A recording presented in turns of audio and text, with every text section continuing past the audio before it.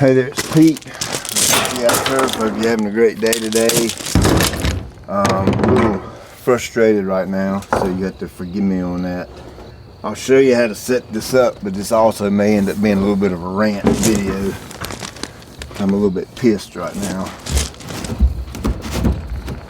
So this is kind of a makeshift irrigation for this test plot I got out here. This is an IBC tote.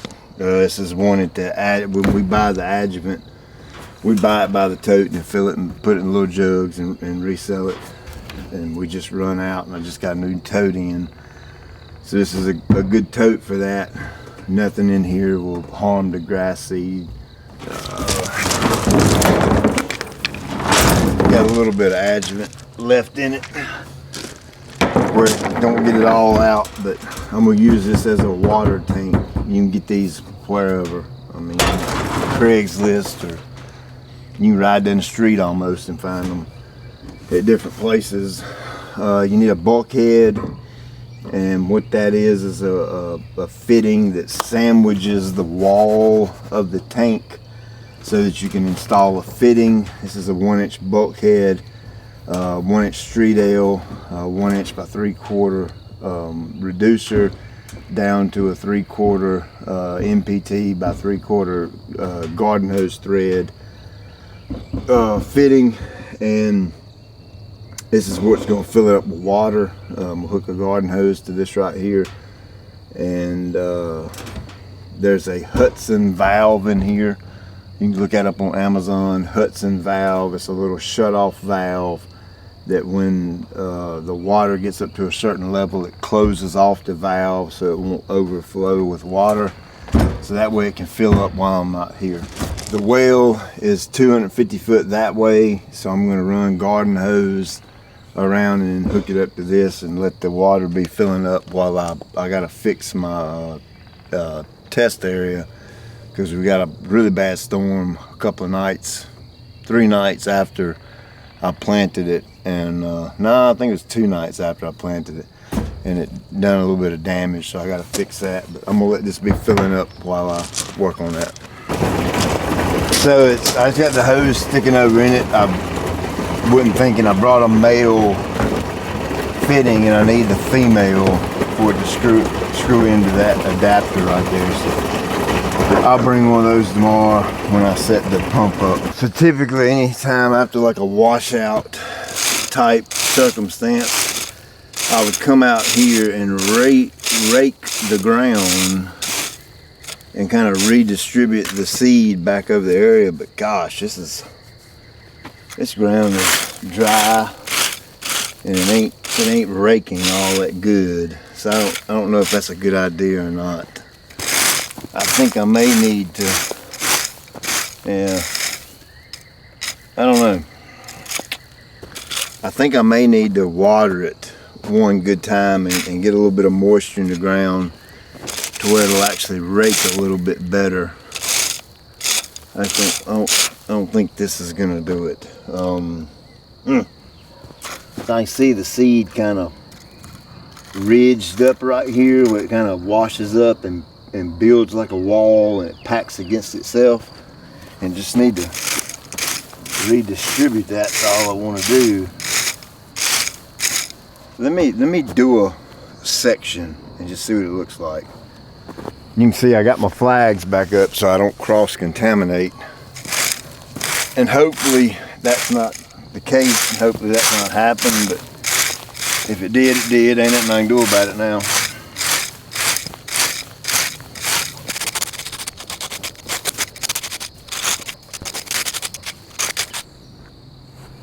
So I don't think that's the best thing.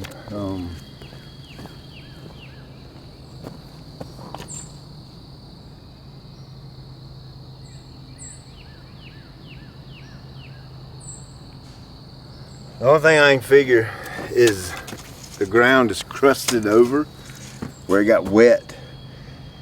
You know, it creates a little bit of a barrier, and the water starts to run over the ground, and then it dried up, and that crust is hardened up on top. The only thing I think is going to save me is if when I planted the seed, did it do a good enough job of getting the seed in the ground, and maybe that crust has locked the seed in place, if that makes any sense. So I'm gonna come back tomorrow when it's not almost dark, and we'll set the pump up, and I'll show you how to do that, and we'll start watering. We're just gonna see what happens. That's the only thing I know to do with this one. I really can't see very much seed setting on top. I mean, very, very, very little seed setting on top of the ground right now. So that tells me it's either down there in the woods, or it's buried in the dirt where I left it when I planted it. So y'all know I've been getting ready for my spray buddies, start manufacturing sprayers, DIY sprayers. That's what they're going to be actually. And I'm set up as a OEM with all these different companies, every single one of them. And I got one that's giving me a dang fit. It's about to drive me crazy. It's really getting on my freaking nerves. I'm just tired of playing the games, and I'll be in a better mood tomorrow. So, brand new day today. Woke up today with a brand new attitude. Got me a Sun Drop and some Fruit Loops for snacks. I'm feeling a lot better today. It's a rough day yesterday. Just a bad day. You have them every now and then. God's still good. Jesus is still on his throne. But sometimes your attitude don't reflect that. And that was the case with me. And yesterday, and what I'm so frustrated about is it takes 10, 11 companies, 11 different manufacturers to make the Spray Buddy. That's how many different companies I had, been in contact with, and all of them I got set up as an OEM, original equipment manufacturer. That way I can buy directly from the company and get the best pricing, and buy in bulk and volume, tractor trailer loads of stuff and that kind of thing. And there was one company that and it's a major player, big player in the spray world. Difficult to get hooked up with him. Pretty confident I'm in the door with them now. So, it is what it is. I'm very passionate about this stuff, especially Spray Buddy, because I have a incredible amount of money and time invested in it, and I want it to do well. Sometimes things don't go your way, but it is what it is. Again, a quick rundown of this. The well here does not have enough physical pressure or volume to pump my big sprinkler. I've got to have the big sprinkler to cover this area, to cover this amount of area and so I don't have to move the sprinkler around. I don't have time for that. I've put together a makeshift irrigation system that I think is going to work. The hose attached to a bulkhead, Hudson valve in here that you can hear the water was running, and now the water's cutting off because that valve is closing up and stops the flow of water so it doesn't overflow everywhere and keep running. And then I've got a 1-inch suction tube here going to my Wayne irrigation pump. I think pretty much you can get all this stuff on Amazon if you want it. You just have to look it up. Bulkhead, pump, water hose, fittings, and all that kind of stuff. The tanks, again, you can get these things anywhere. I would be cautious and check and see what's been in the tank before you go watering your grass with it and that kind of thing. And here's my little Wayne irrigation pump, and this is what's going to provide me the pressure or the force to make the big sprinkler out there runs. On Big Sprinkler, I am a dealer for those guys now, so I'll link the sprinklers up in the description below. Absolutely phenomenal brand of water sprinkler to water your grass with. Absolutely love them. Ever since I've known about them years ago, I've absolutely loved them. A gentleman came by the shop today, and he is from Melnor. That's another brand. They make a lot of water things. They make timers, spray wands, sprinklers, all that kind of stuff. And he had a timer that I wanted to come set up on this thing that he gave me today. I walked right out of the office and forgot it. So, sir, I apologize for that. I'll come back and try to get all that set up. I'm not completely sure a timer will work with this system because it's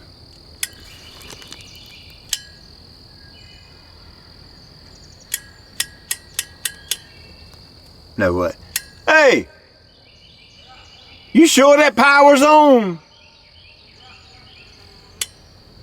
Doggone it.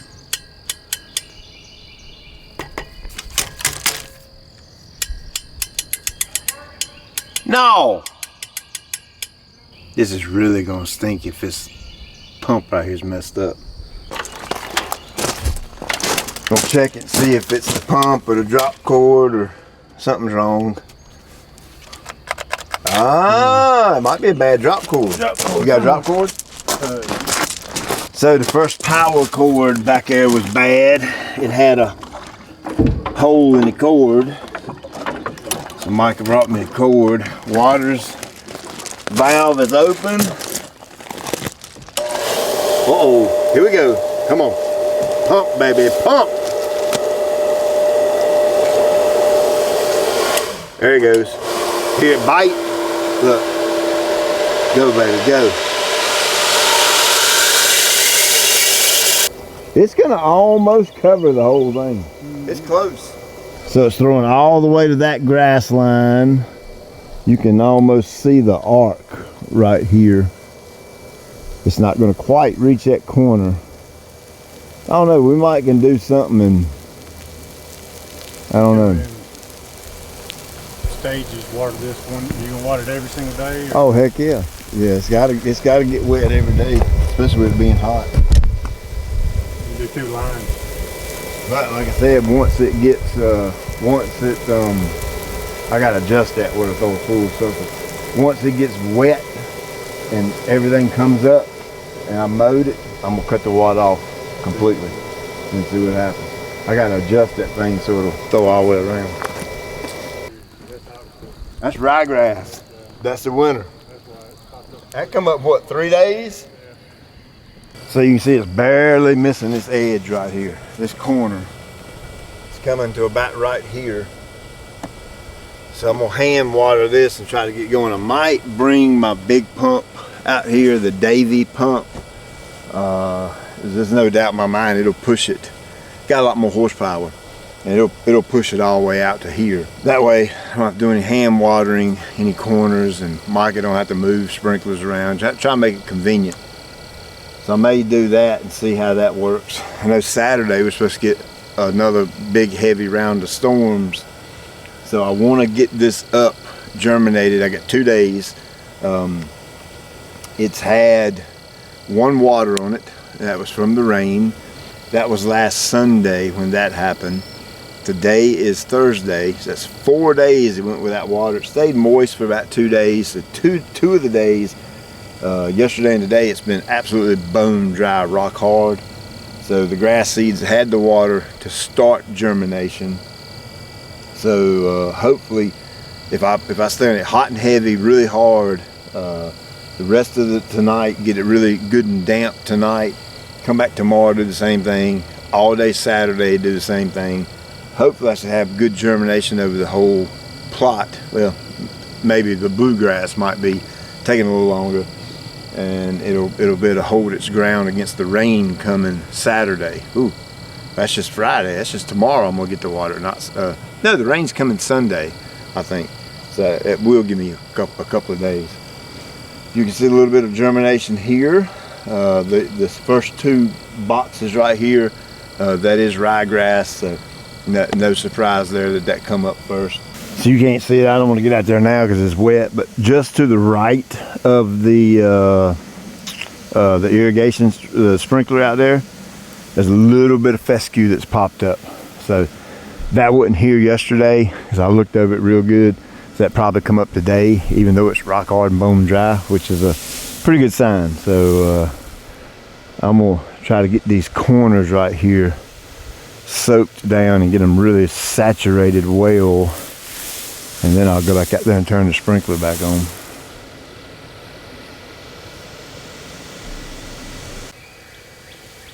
I'm standing on one of the bluegrass plots right now. Absolutely nothing. which doesn't surprise me. I almost brought the Ventrac out here with the Aerovator, almost. Just to break the ground, break the crust, so that the ground will be a little more receptive to the watering. But I just, I was gonna maybe thinking that would maybe help bury the seed just a touch more, but I was a little worried it'd bury it too much. So I'm just gonna deal with it. It is what it is, and we're gonna just see what happens. So hey, we'll do updates on this throughout the year, obviously. And again, got my fingers crossed, hoping for the best. And what I mean by that is those downpours of rain we got the other day, hopefully it didn't move my seed around too awful bad to where it comes in splotchy. So I guess we just have to wait and see what happens, right? As always, I appreciate you taking time out of your day to watch. I'll check you later.